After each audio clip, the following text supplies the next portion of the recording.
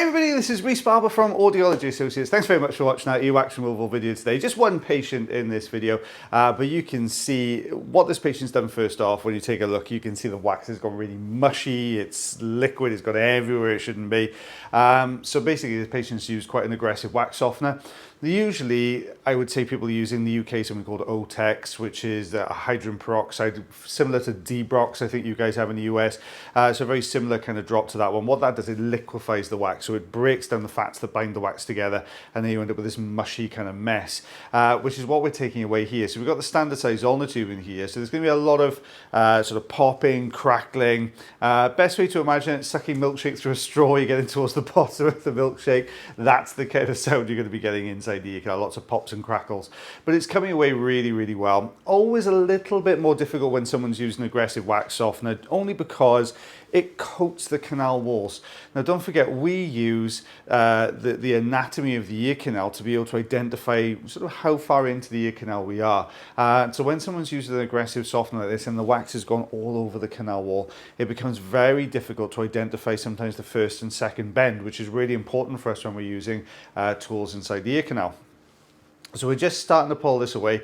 Now what we've found now is we've got rid of that sort of mushier section at the front, but now we've ended up with the slightly harder section further back. What you can also see is little strips of skin getting pulled away here from the canal wall, and that is also really, really common when someone's used a peroxide-based drop. It does tend to sort of really affect the skin, or the surface epithelial layer of the skin anyway, going down the canal. And the reason for that is because the ear canal is slightly acidic, and when you use peroxide or bicarb, both of those are alkaline, so it upsets the pH balance inside the ear canal. It can really affect that skin then, or the surface epithelial layer of skin anyway. So we're starting to pull this slightly harder plug down now. We're getting to the pieces of wax the softeners haven't quite got down to, so we're just going to start pulling this one down. There we go, you can see it's really just starting to move. It's got a little bit stuck. It's still a bit squishy around the edges, so as we're pulling this down, basically it's sticking to the canal wall on the way down. So we're just moving across from one side to the other here, just gently coaxing this around this little bend on the outside part of the ear canal. There we go. You can see I'm moving, using that motion where we're sort of almost dragging it down. You can see all the debris on the bottom of the suction tube as well. So quite a messy little ear canal, this one. Let's see if we can just bring this around. It doesn't quite want to budge. Now we could, now we've got it a bit further towards the outer part of the ear canal, if we needed to, we could switch up tools. Now we could use something maybe like a Jobson Horn in this case. That'll probably be the best option to use for this particular type of earwax, just because it's still quite mushy. Any of the others, so your St. Bart's hook, your Rosen inserter, would just pull straight through this plug, unfortunately. There we are. You can see a little bit of skin attached to the bottom there. Entrance to the canal also quite narrow, which is making things just that little bit more difficult. Basically, as we're pulling this, we're holding the side of the canal wall open here with the side of the suction tube. But as we're pulling this forwards, once we get it so far, what's going to happen is as the tube exits from the ear canal is going to want to fall back down to its original size, and that's going to trap any wax beyond it.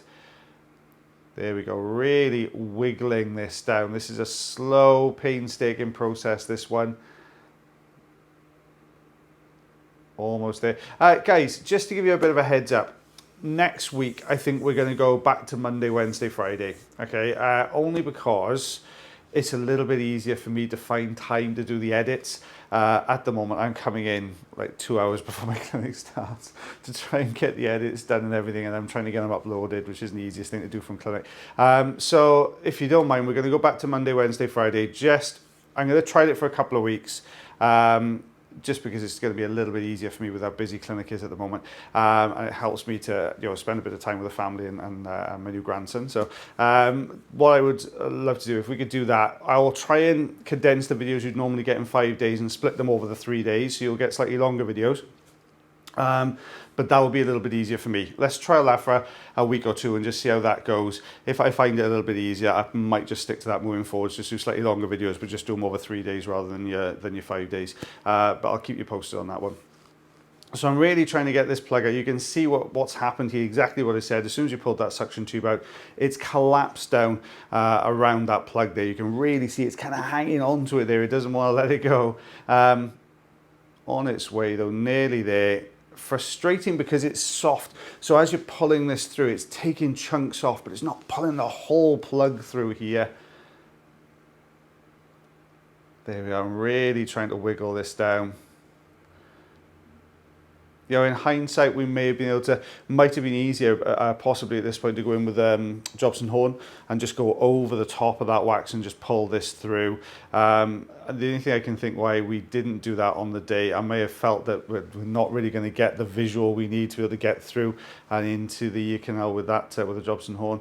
But you can see how much darker looking plug there. That sort of back section of the plug was really, really dark. Just tidying up the entrance a little bit here, just taking some of the softer, squishier bits. Eardrum, yep, there's a light reflex there. It might not look perfect, but who does in the ear canals, to be honest, you guys? Everybody's different.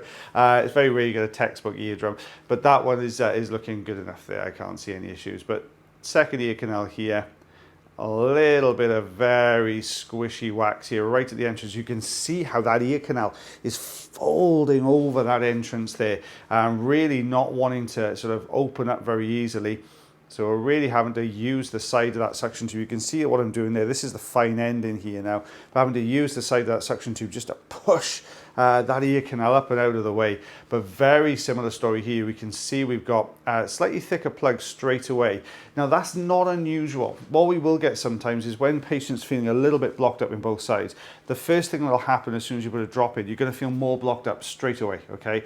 Now if you do that on one side and you're going to think, well, I don't really want to feel like this in both ears. So patients will normally have softened one side for a lot longer than they would have softened the other. And you can see that's evident here because we've got that plug. But look how much easier it is to remove this. Look how much easier that is to come away. And this is where we advocate your olive oil drops. Don't use your bicarbs, your hydrogen peroxide drops if you're planning to have your ears microsuctioned, okay? If you're planning to have your ears irrigated, absolutely fine to use bicarb, absolutely fine to use peroxide. But if you're going to be getting your ears microsuctioned out, this is definitely the best option for you. You can even see where the patient has used a couple of drops on this side, the effect that has on that surface layer of skin. Can you see that coming away? It's a real big kind of peel of skin coming off the canal wall there. Very sort of messy sort of debris left. Look at that coming away. That is a nice chunky piece of skin, but you can see that sort of surface layer that's peeled away most of the way down the ear canal. Look at that in there. Eardrum looking quite mottled. There is a light reflex there. You know, eardrums will vary in colour and everything else. But there you go. So we've got 4 centimetres. What's that? I'm going to say just over, smidge over 1.5 inches. Might just be bang on 1.5 inches. But you can see those 2 plugs. Now don't forget, a lot of this ended up in the tank. I'm not going to show you the tank, don't panic. But a lot of it ended up in the tank as well because it was very, very soft. But you can see that piece of skin there at the bottom of the screen, just how much of that canal wall skin came away there. Well guys, thank you very much for watching that video today. You shall have me again tomorrow. I'm hoping that me and Taylor, fingers crossed, will get enough chance now clear to do some voiceovers together tomorrow as well for you. But like I said, next week, Monday, Wednesday, Friday. And as always, guys, take care of yourselves, take care of your ears, and take care of one another. And I'll see you tomorrow. Bye, everyone.